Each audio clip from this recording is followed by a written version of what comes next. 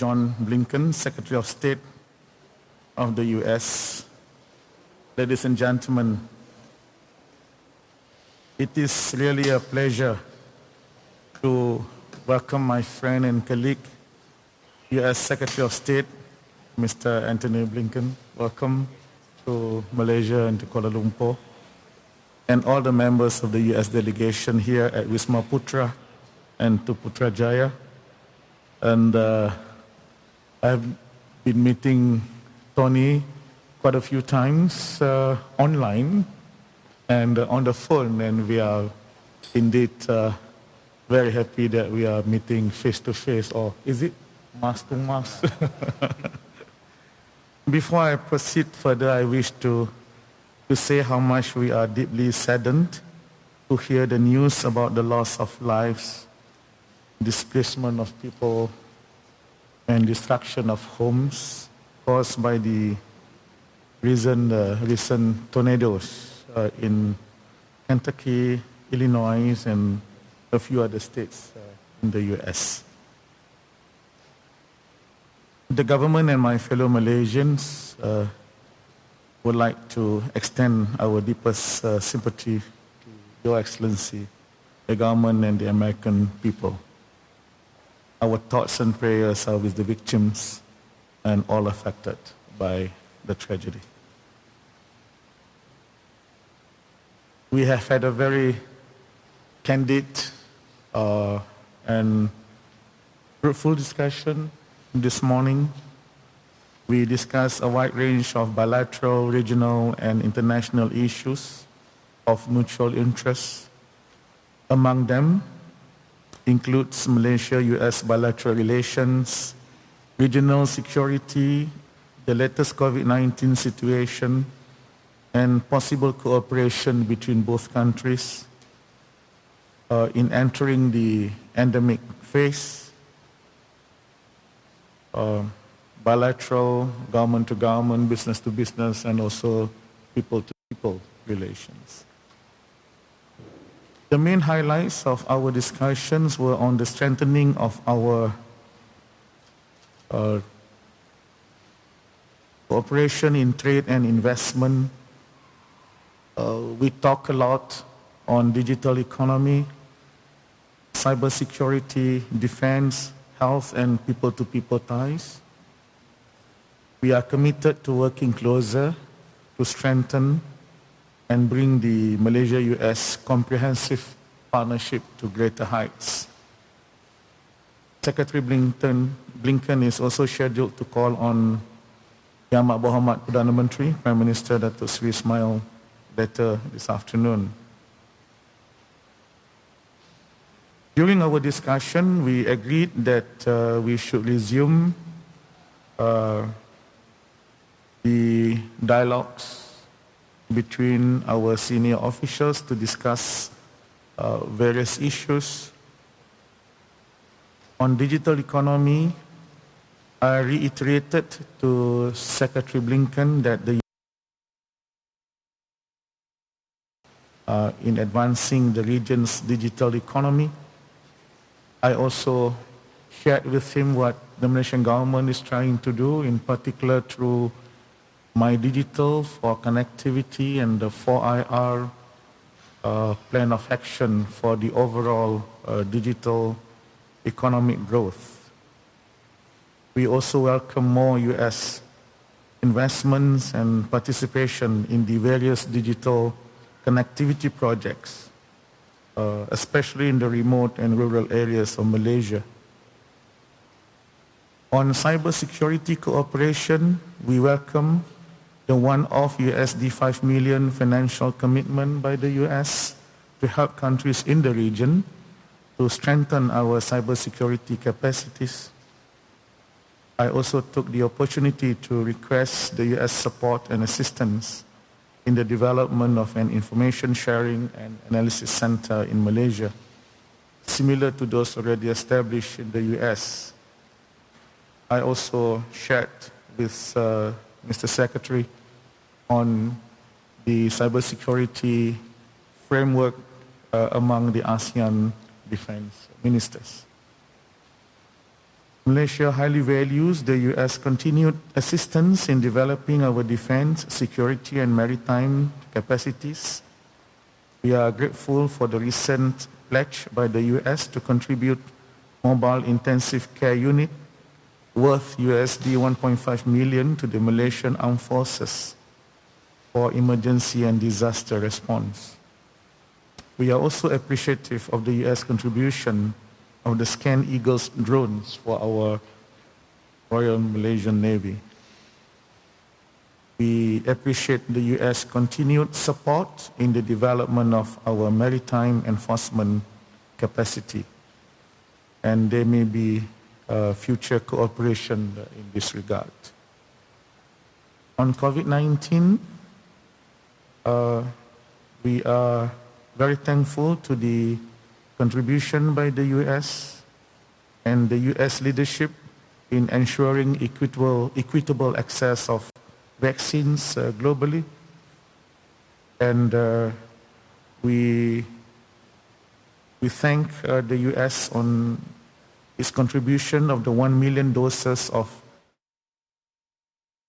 we thank the U.S. on its contribution of the 1 million doses of Pfizer's COVID-19 vaccine that we received last July, and also the US 800,000 worth of medical equipments, US 2.85 million worth of medical equipments and supplies, and the US 800,000 financial contribution to the Malaysian Red Crescent Society. I also informed Secretary Blinken that in support of President Biden's Global COVID-19 Summit Initiative, as well as our commitment to ensuring fair and equitable access to vaccines, Malaysia has recently contributed USD 100,000 to the COVAX facility. This is in addition to the USD 28.82 million provided earlier. We have also provided 200,000 doses of AZEC vaccines to Bangladesh and about 283,000 doses to Lao PDR.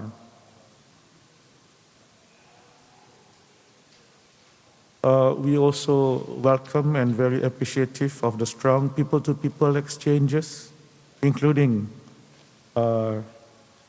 the YCLE, the Young Southeast Asian Leaders Initiative, which was started during the time of President Obama. And many of us benefited from many of the U.S. International Visitors Program. I have also mooted the idea that the U.S. may want to revisit and continue again with the Fulbright English Teachers Program to Malaysian schools. On ASEAN and U.S., I express Malaysia's appreciation of the U.S. role and also their understanding and support of the concept of ASEAN centrality. We discuss also on the ASEAN outlook on the Indo-Pacific in the context of the bigger picture of things in the region.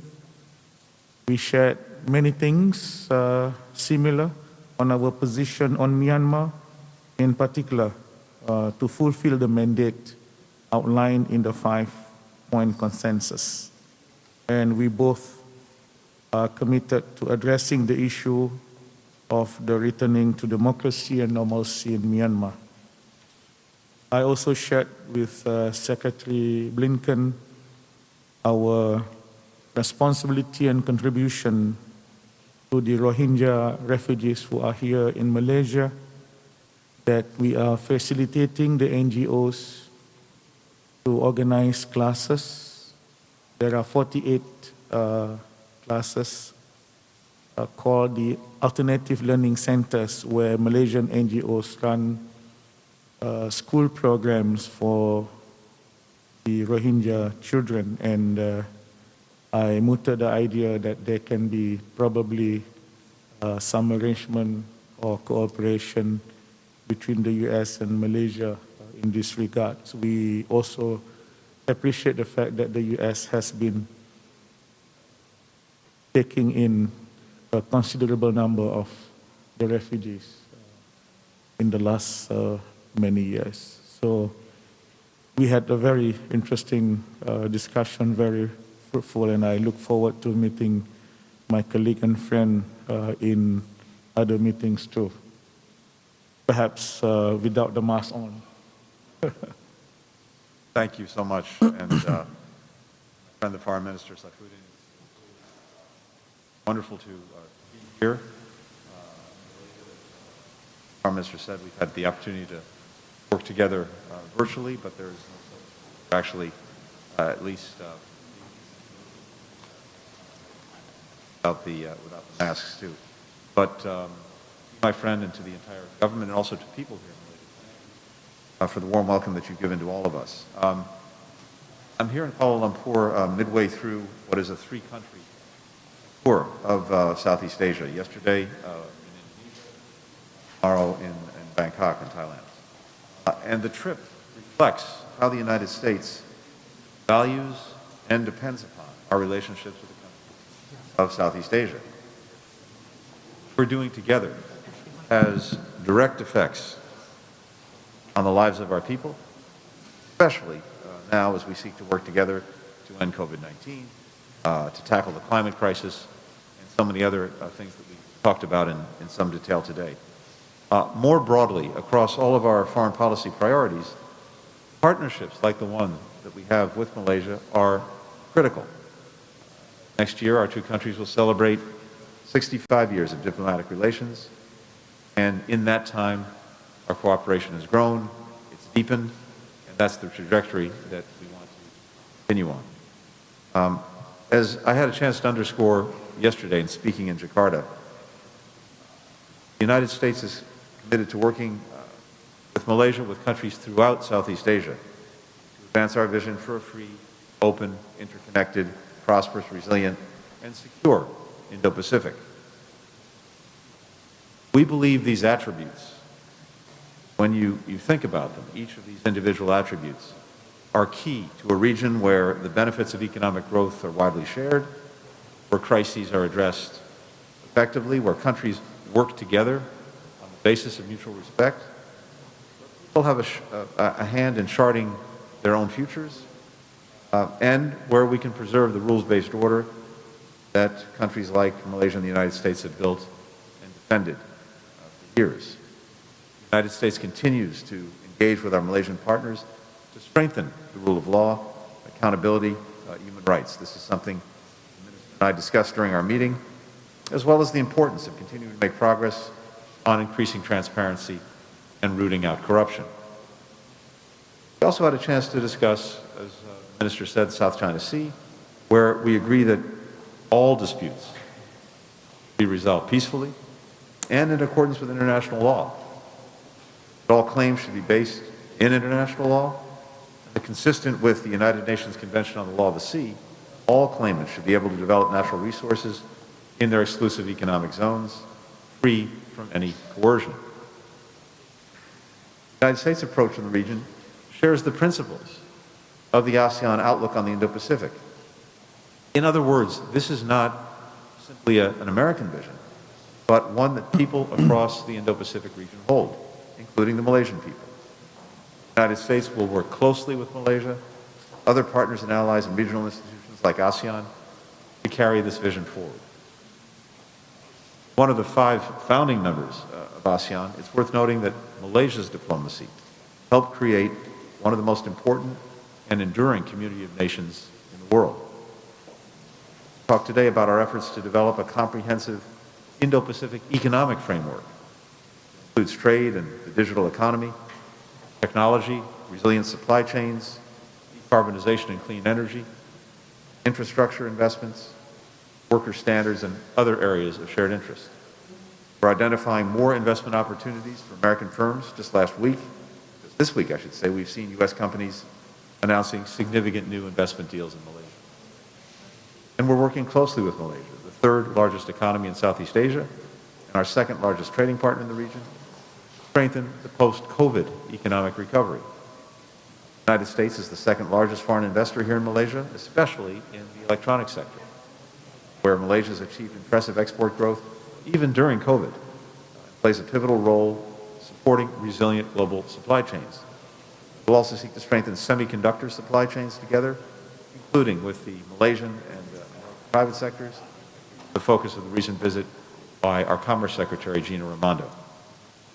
Later today, I'll have a chance to meet with representatives from Malaysia's energy sector to talk about a new program through which the United States will help raise private sector investment in Malaysia's clean energy transition.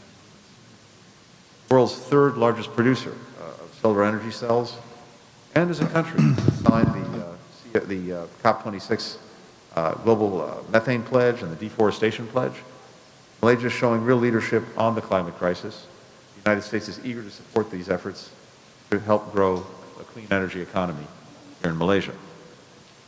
And on COVID-19, as the Minister noted, we have donated 1 million vaccine doses to Malaysia, provided another $2 million in COVID-related assistance, which has gone toward testing supplies, PPE, gowns and masks, and to assist refugee communities that are particularly suffering from the economic downturn. We had a lengthy discussion about not only what we need to do to overcome the current pandemic, but also what we need to do to build back better and have a stronger global health system so that we can better confront future pandemics. Malaysia has shown commendable leadership on the COVID response. More than 78% of the adult population is vaccinated, fully vaccinated. And indeed, Malaysia has pledged to donate excess vaccines to nearby countries, including Laos and Bangladesh. Try that, I apologize. Thank you.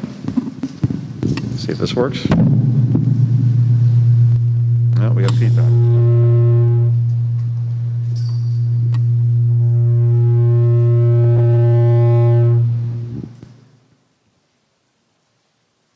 All right, let's try this. We, as I said, have seen commendable leadership from Malaysia when it comes to COVID, and indeed, as the Minister noted, he promised.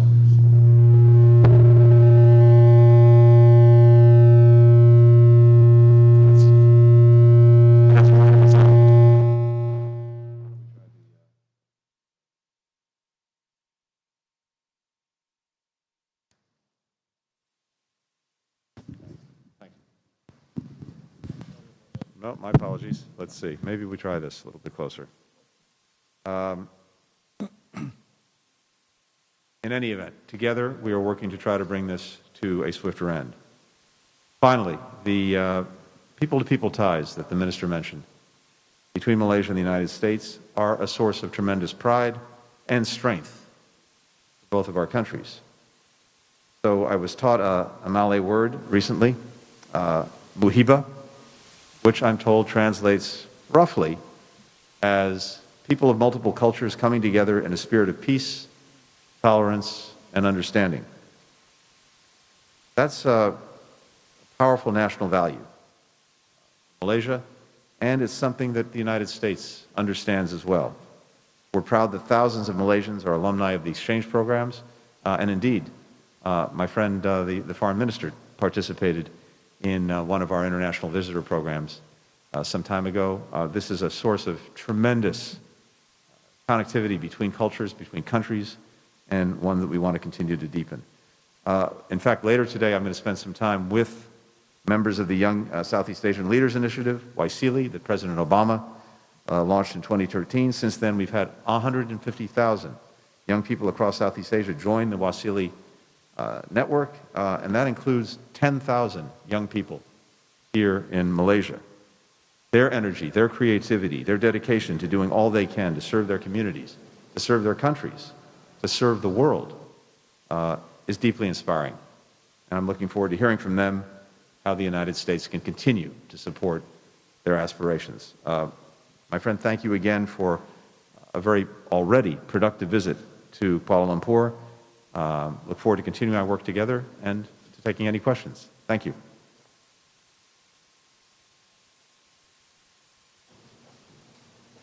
Thank you, Datuk Seri and Mr. State Secretary. As mentioned earlier, we will take a total of 4 questions from members of the media, 2 from the Malaysian media, and 2 more questions from the US media. We'll begin with the gentleman with the red tie. Thank you.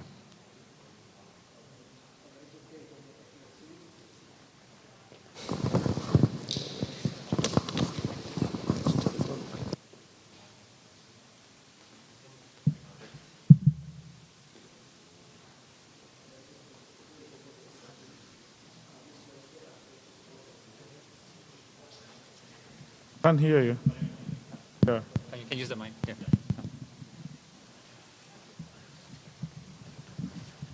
A very good day for both excellencies. This question I'm posing to both of you. This is about how can US and Malaysia work together in vaccine development and in pandemic management.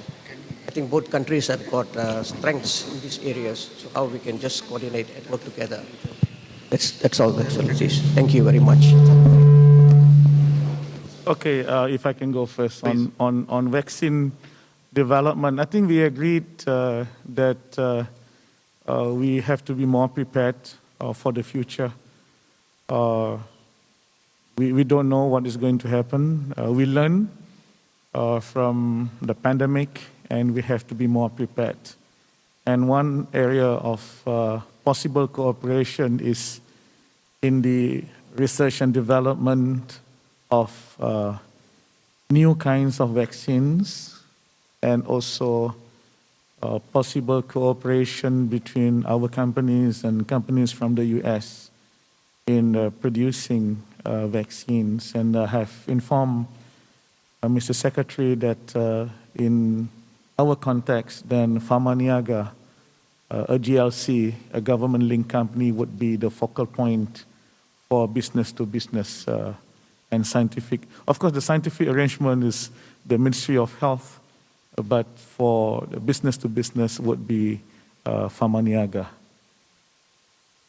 And just to add on quickly to that, we really talked about 2 aspects of this. One is what we can do together to overcome the current challenge of COVID-19, and then what we can also do together to build back better for next time, because unfortunately there at some point will be a next time, and we have to take this moment to strengthen the global health security system so that next time we're better able to hopefully prevent, certainly detect, and as necessary deal with effectively a new pandemic.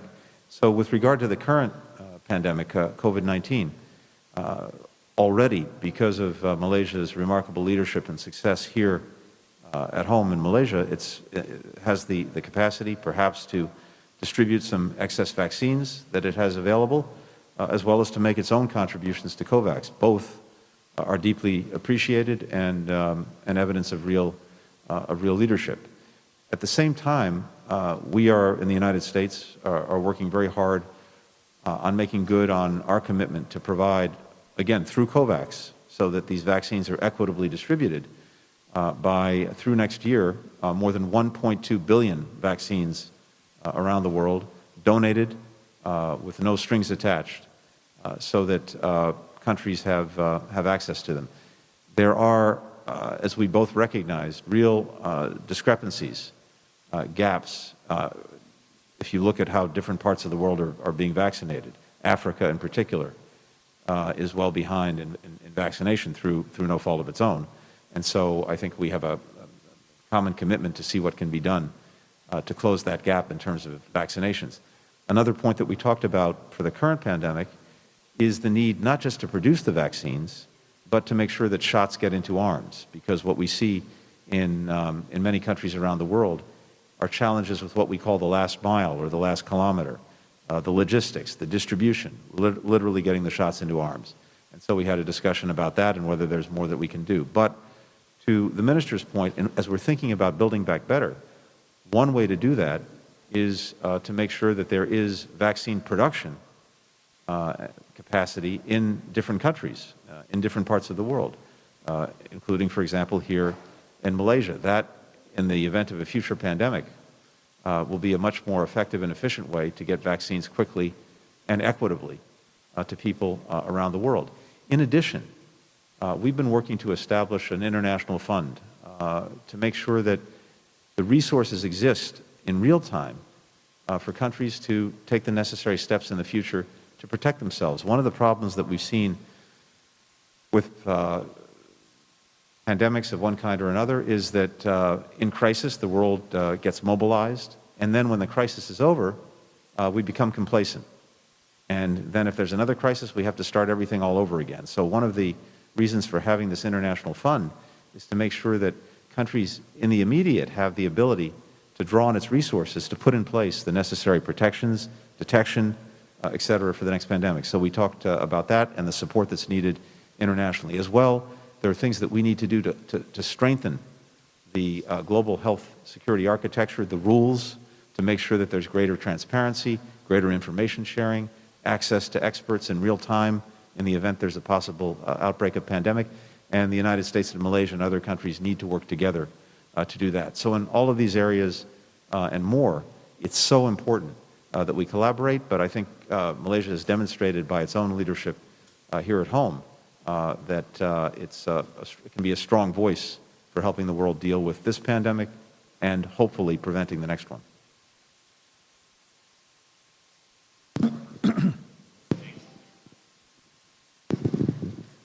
Can you hear me? Okay, this woman is going to make herself heard today. I'm sorry, I think there's echo to the sound.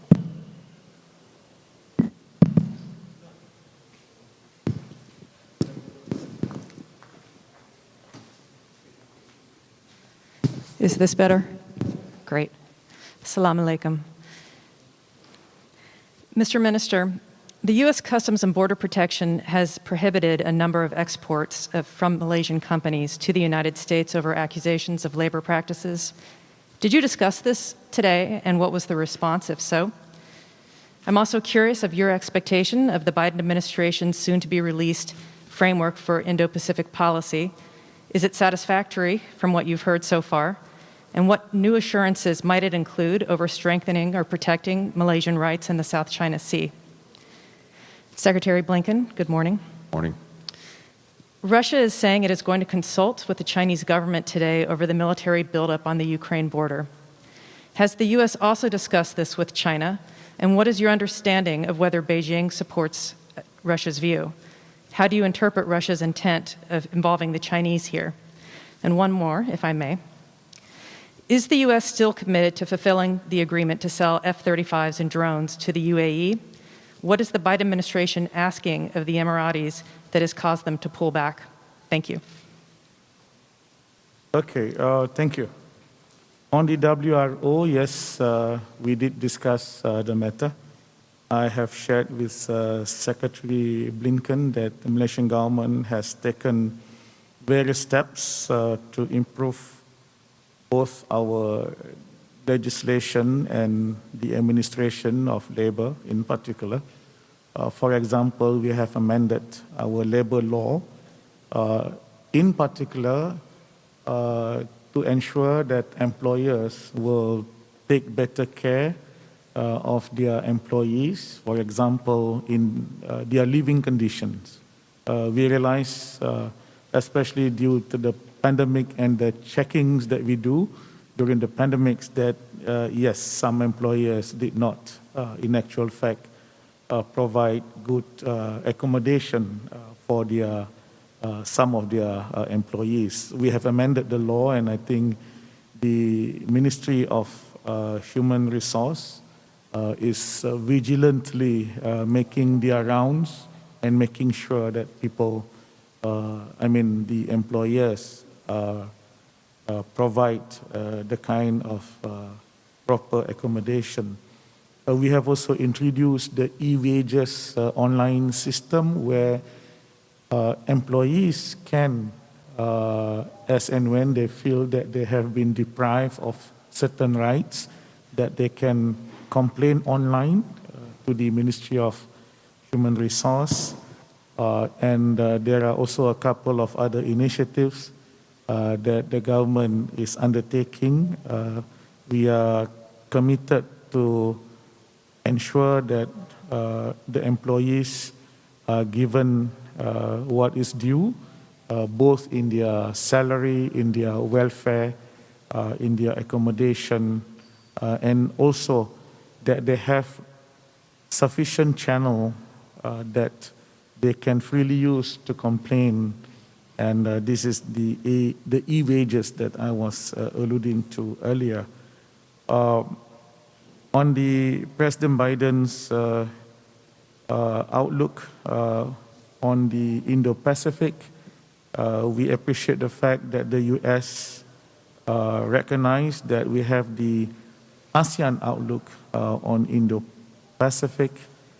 We did discuss this, not very lengthy, but I think there is this understanding that there should be more exchanges between ASEAN and the U.S. In this regard.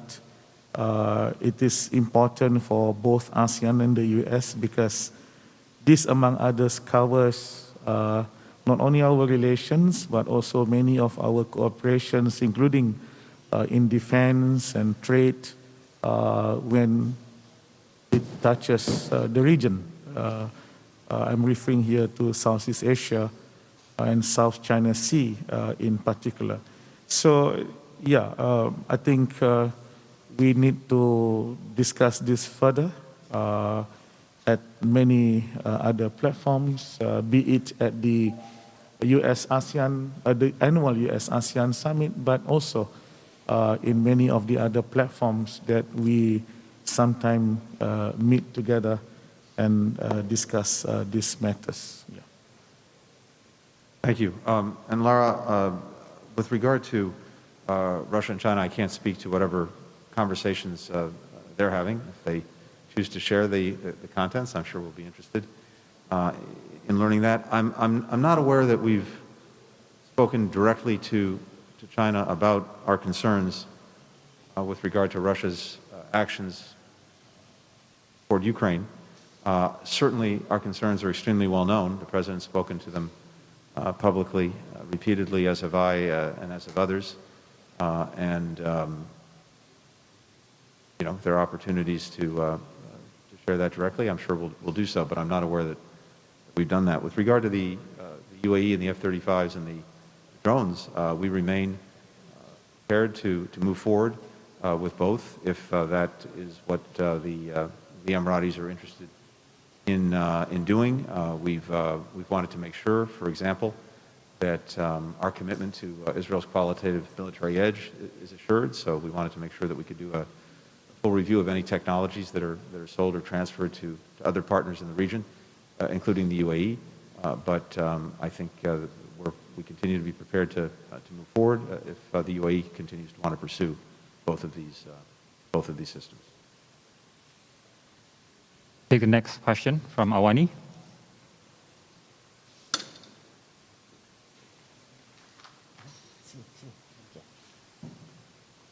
Assalamualaikum Datuk Seri, and very good morning to Mr. Blinken, and welcome to Malaysia. I just want to ask a simple question. Is United States will be holding a special summit for ASEAN leaders maybe in next year? And if so, what is the objective and what will be discussed in that summit? And will United States invite Myanmar on that summit? Thank you. Thank you very much. Yes, we very much look forward to having a special summit with ASEAN next year.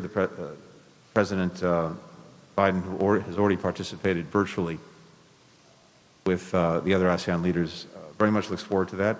And I think it's a reflection of the fact that we see ASEAN is as essential to the regional architecture of the Indo-Pacific. And we are ourselves committed to ASEAN centrality. As I had a chance to talk about yesterday in Jakarta, we see our own future as a Pacific nation as inexorably tied to the Indo-Pacific, to the future of this region, a region where We have some of the fastest growing economies in the world, a region that encompasses 50% or more of the world's population, a region in which there are so many extraordinary young people who are innovating and creating every single day. And ASEAN has carved out a central role in the region as a place where countries come together to make sure that the free and open Indo-Pacific that we all want can continue to advance and move forward. And when we're thinking about the free and open Indo-Pacific, we throw those words around, but they actually have real meaning, and ASEAN itself works to give them meaning. For individuals, it's an opportunity to live freely, to make their own choices in their lives, to have their voices heard. For countries, it's the opportunity to choose their own partners and to choose their own path. And for the region as a whole, it's moving forward in a spirit of mutual respect based on collaboration and cooperation, not on coercion. And of course, in a part of the world that is so defined by the seas, by the oceans, to make sure that they continue to be places where goods and people and even ideas can continue to flow freely. So this is an opportunity for us as we're putting out our own strategy for the Indo-Pacific to also closely compare notes with ASEAN, as the minister said. And as I noted, our own view is very coincident with the ASEAN outlook for the Indo-Pacific. They align very, very closely. We have a shared vision for, as I said, an open, connected, prosperous, resilient, and secure region. And ASEAN is a fundamental institution for promoting that shared vision. So the President looks very much forward to that. I suspect that there will be a focus on a number of things that are of great importance to all of us, to include the recovery from COVID-19, to include dealing effectively with climate change, to include looking at how we can deepen investment, build green infrastructure, et cetera. And yes, I imagine that Myanmar will be very much on the agenda.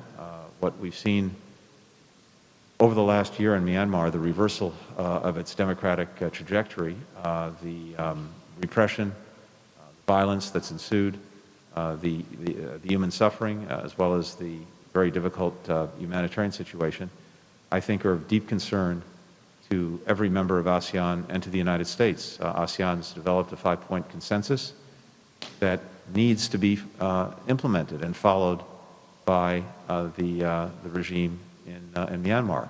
And so this will also be an opportunity to take stock of where we are and to see how we can continue to work together to put Myanmar back on the democratic trajectory that it was on. ASEAN has been, U.S. has been an important ASEAN dialogue partner. Whether you realize it or not, that the ASEAN-U.S. dialogue has been going on since 1977. And next year, we should be celebrating the 45th anniversary of the U.S.-ASEAN dialogue. And we are appreciative. We appreciate President Biden's invitation. I'm sure ASEAN leaders would like to participate. And this will definitely be discussed by the foreign ministers at our retreat in Cambodia on the 19th of January.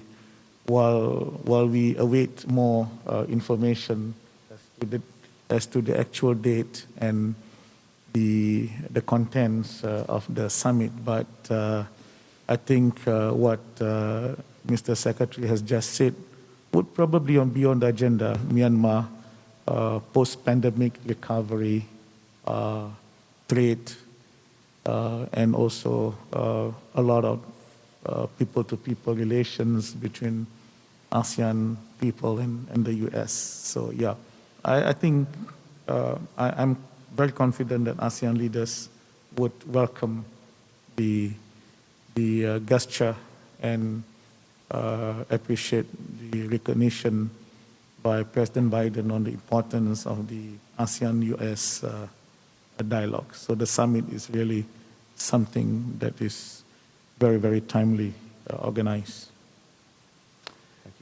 We'll turn to Nike Ching for our final question.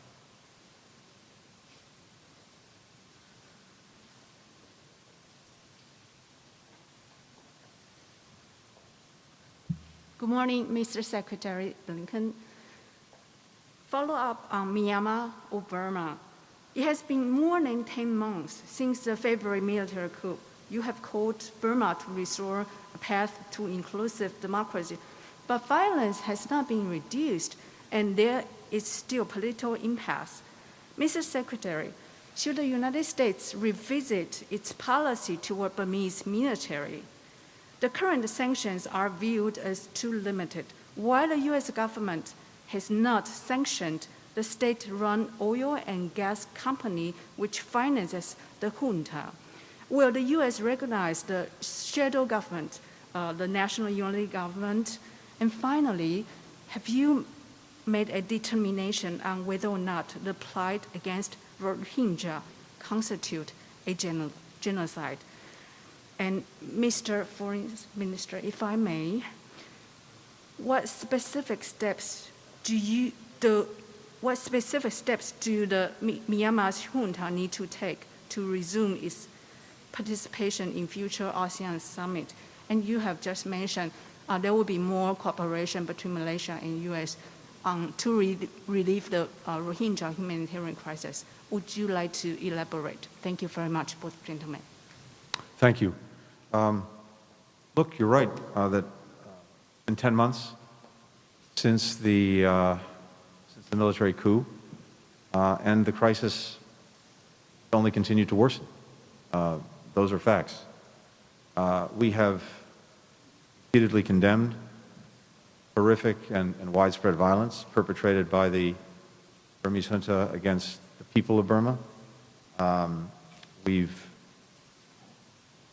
not only spoken out, but taken various actions, try to exert pressure on the junta to change course. We've worked in close coordination and collaboration with countries in the region, including the countries in ASEAN itself, as an institution, with the objective of seeking the release of all those who are unjustly detained, including Aung San Suu Kyi, allowing unhindered humanitarian access because the humanitarian crisis has gotten worse, and of course returning Burma to its democratic path. But the fact is, you're right, the situation has not improved. We had a lengthy discussion about this, and I think it's going to be very important in the weeks and months ahead to look at what additional steps and measures we can take individually, collectively, to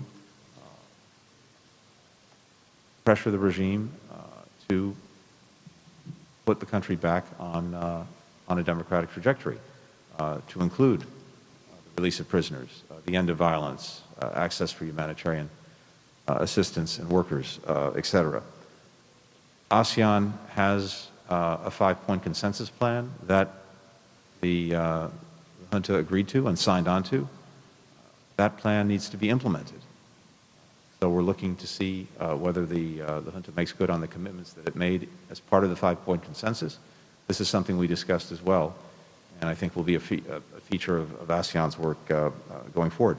But the long and short of it is we have to look at what additional steps, measures could be taken to try to move things in a better direction, and that's something that we're looking at.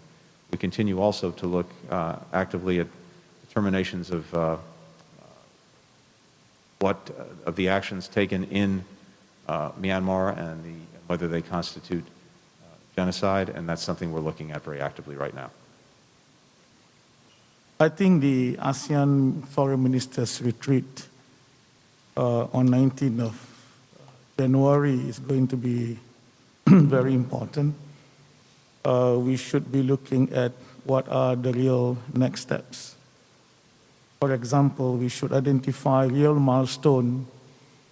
We have the 5-point consensus, but we do not identify exactly when certain things need to be achieved and how.